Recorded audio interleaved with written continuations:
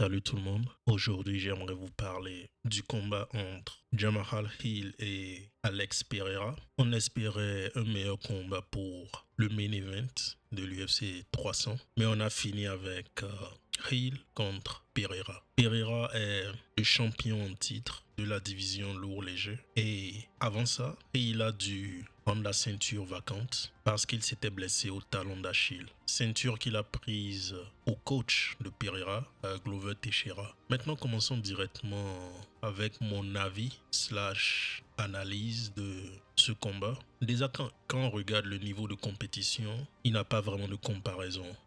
Pereira, en 3 ans, a battu 4 anciens champions de l'UFC. Et Hill, si ce n'était pas à cause de la blessure de Jiri Prochazka, il n'avait rien à faire dans un combat face à Teixeira. Il n'avait rien à faire dans un combat pour la ceinture face à Teixeira. Mais il a battu Teixeira, il est devenu champion et ensuite il s'est blessé au talon d'Achille. Donc le niveau de compétition n'est pas aussi le même parce que même si Teixeira était le champion à ce moment-là, Teixeira avait 43 ans. Et juste après ce combat, il a pris sa retraite. Alex Pereira a battu à l'UFC Adesanya, il a battu Jiri Prochazka, il a battu un autre ancien champion qui est Jan Blachowicz et il a battu Sean Strickland qui a battu Adesanya récemment et qui était aussi champion. Donc le niveau de compétition de Alex Pereira est très élevé comparé à celui de Jamahal Hill. Donc juste en regardant, on pourrait penser que Jamahal ne pourrait pas compétir avec Alex. Mais quand on regarde un peu plus précisément les facteurs qui peuvent influencer ce combat, on se rend compte que c'est un peu plus compliqué que ça parce que Hill, il a des moyens de gagner. Et il aurait même des moyens d'un point de vue tactique de gagner. Et il viendra plutôt diminuer dans ce combat parce que quand on regarde le temps que ça prend pour guérir d'une blessure au talon d'Achille, ça prend environ 6 mois à 1 an. Et même après ça, il est conseillé de faire que des activités légères. Et il s'est blessé en juillet 2023 et nous sommes actuellement en avril, début avril. Donc nous sommes d'accord que même si ça fait un peu plus de 6 mois, nous sommes très serrés pour la rééducation, toute la situation de il faut y aller avec des activités légères. Et là, il se retrouve en fait dans un camp d'entraînement plutôt intense. Et si on regarde ses dernières vidéos, il n'a pas l'air particulièrement en forme. C'est vrai qu'il n'a jamais eu le meilleur corps des poids lourds légers, mais actuellement c'est pire.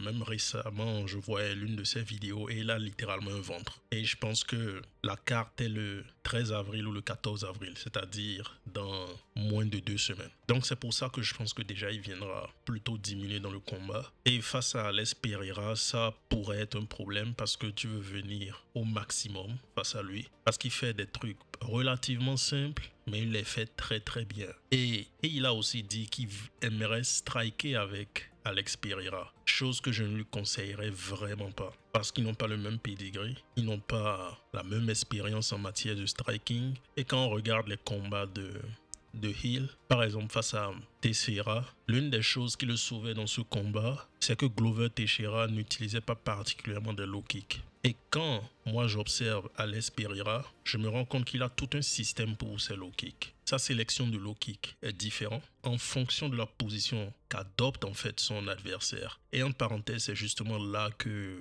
il a sa voie vers la victoire, la position dans laquelle il se battra. Parce que dans le combat face à Glover, il change souvent de position, il va passer de fausse patte à orthodoxe, il va faire un peu n'importe quoi. Mais comme je l'ai dit, c'est Glover qui a 43 ans. Bon, même si Glover trouvait toujours une façon d'obtenir un takedown, ce n'était pas la plus grosse situation. Ce n'était pas la situation la plus compliquée pour Hill. Et sur ma chaîne YouTube, je pense que vous pouvez même remonter. Et j'avais fait une vidéo sur Hill et j'avais donné Hill gagnant. Donc, il n'avait rien qui m'étonnait en fait dans sa victoire face à Glover. Parce que je pensais qu'il aurait battu Glover. Comme je pensais que Jiri allait battre Glover. Et ça, c'est juste parce que Glover était âgé. Donc, ce qu'il faisait dans le combat de Glover, il ne peut pas se permettre le luxe de venir ici. C'est pour ça que je trouve que c'est plutôt inconscient de sa part de dire qu'il aimerait striker avec Alex Pereira. Après, peut-être que c'est une méthode. Après, peut-être qu'il essaie de donner l'impression à Alex qu'il va venir striker. Ensuite, il va venir et il va lutter. Parce que c'est justement ce que moi, je lui conseillerais de faire.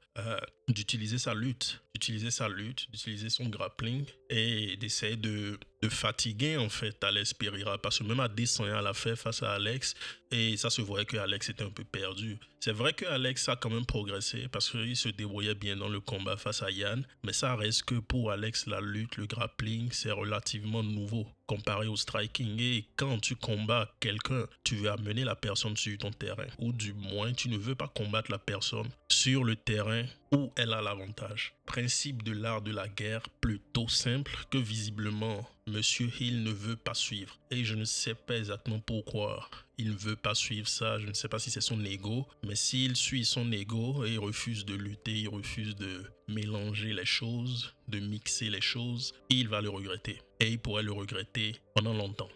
Je pense aussi que l'entraîneur de Alex Pereira, l'entraîneur ami d'Alex Pereira qui est Glover Teixeira, est parti 5 ou 4 rounds avec Hill. Donc il a en fait cette expérience de ce que Jamahal est dans la cage. Et il va donner toute cette expérience à Alex Pereira. Donc une fois de plus, je sais que Hill ne comprend pas français, mais j'espère vraiment qu'il essaiera d'abandonner son idée de striker avec Alex Pereira. Donc bon, parlons un peu analyse, rentrons un peu plus dans l'analyse, parlons de ce que Hill pourrait faire et de ce que Alex pourrait faire. Déjà pour Alex, pour Alex Pereira, je pense que les kicks seront son arme. Il a toujours utilisé ses kicks. Donc là, tout son système de kicks, je suis vraiment convaincu qu'il utilise un système. Parce que plus je le regarde, plus j'ai cette impression que tous les kicks sont pensés et que surtout il s'adapte en fait au flow du combat. Donc Alex Pereira, il devrait vraiment utiliser ses kicks.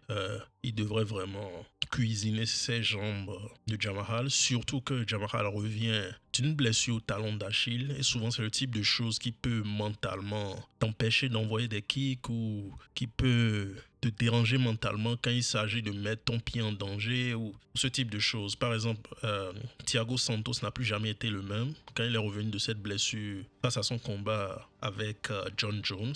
Il s'était fait les ligaments dans le combat face à John Jones. Quand il est revenu, il pouvait à peine envoyer cette jambe pour faire des kicks. Donc, je pense que Alex Pereira devrait profiter de ça et essayer vraiment de rentrer dans la tête de Jamahal en établissant des kicks. Idéalement, s'il sait sur quelle jambe Jamahal a eu son problème au talon d'Achille, idéalement, si j'étais à sa place, j'essaierais vraiment d'attaquer cette jambe le plus tôt possible pour essayer d'envoyer un message. Mais dans tous les cas, les kicks de Alex Pereira seront là. Par contre, le problème que moi je vois pour Alex, parce que ça ne sert à rien de trop passer à travers le striking d'Alex, parce qu'il est qui il est et il va trouver des moyens face à Jamahal. Mais le problème que moi je verrais pour Alex, c'est son menton.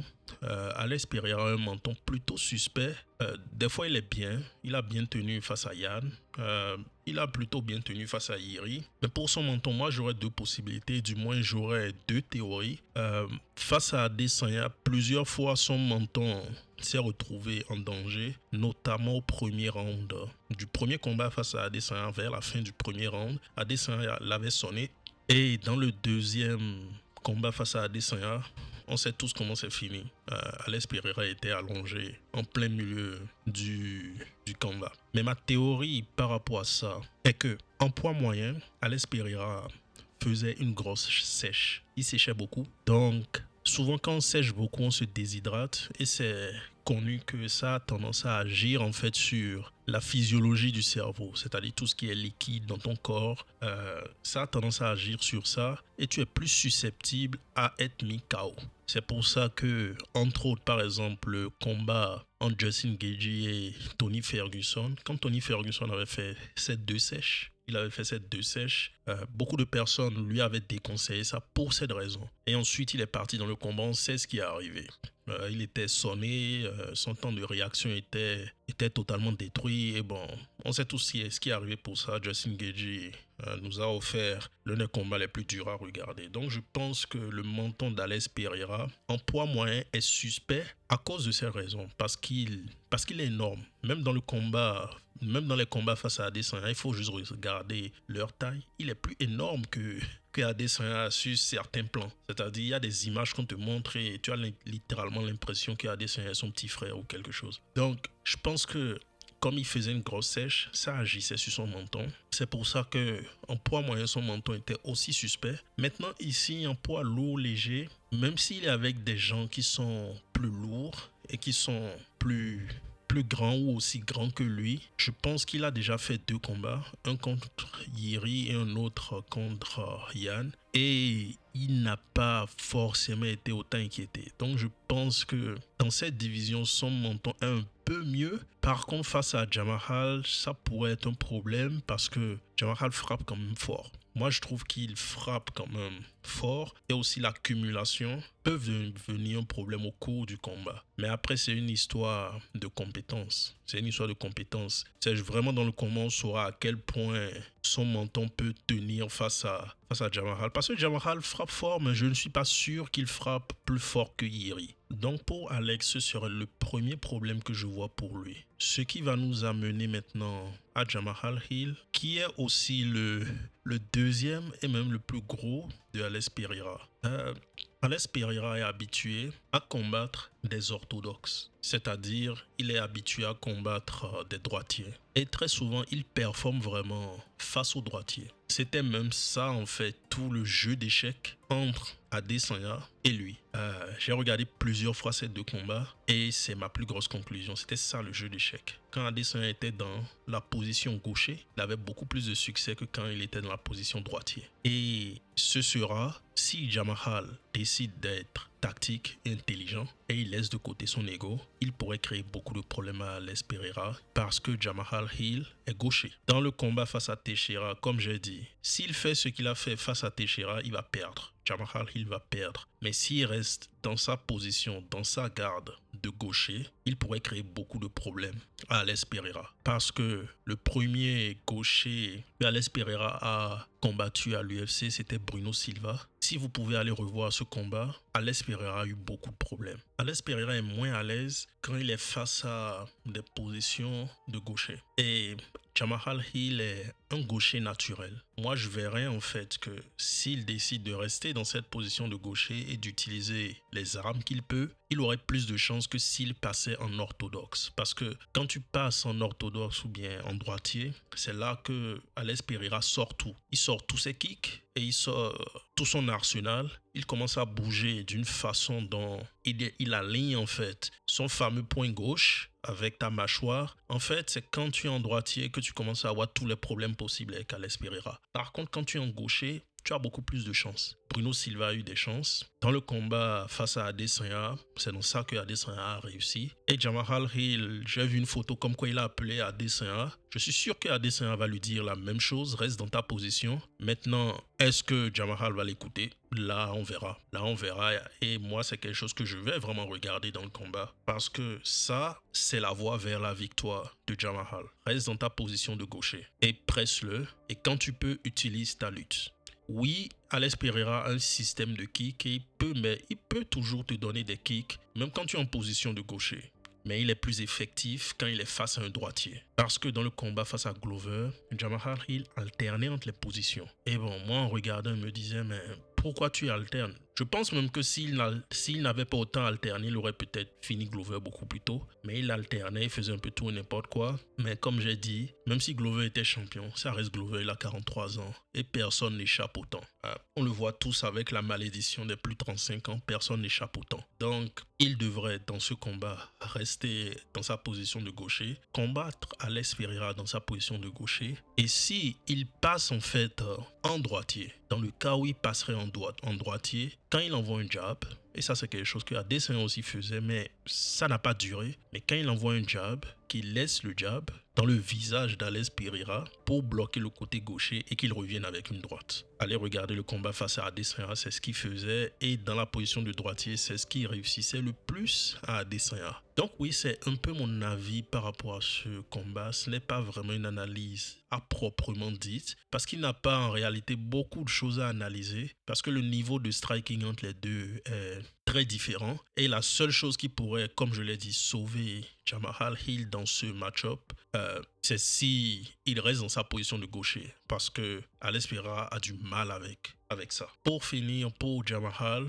j'aimerais juste dire qu'il ne devrait pas se laisser enfermer proche de la cage. Vraiment pas. Il devrait ramener ça au centre, mais il ne devrait pas se retrouver dos à la cage. Parce que s'il décide de se retrouver dos à la cage, c'est vraiment là que Alex excelle aussi. Et Alex va vraiment fermer son côté gauche. Avec ce fameux crochet gauche, Alex l'utilise aussi pour contrer les gens contre la cage. Et les gens ont peur de ça parce qu'ils savent que ça peut être décoché très rapidement. Et le truc, c'est que la forme du crochet, c'est vrai que Adesanya a réussi à le contrer, mais tout le monde n'est pas Adesanya. Ce crochet gauche, il est court, il est compact et il va vite. Donc, tu n'as qu'un seul côté pour t'échapper. Et là, ça peut devenir très très compliqué. Donc, Jamahal devrait rester loin de la cage et il devrait ramener ça vraiment au milieu.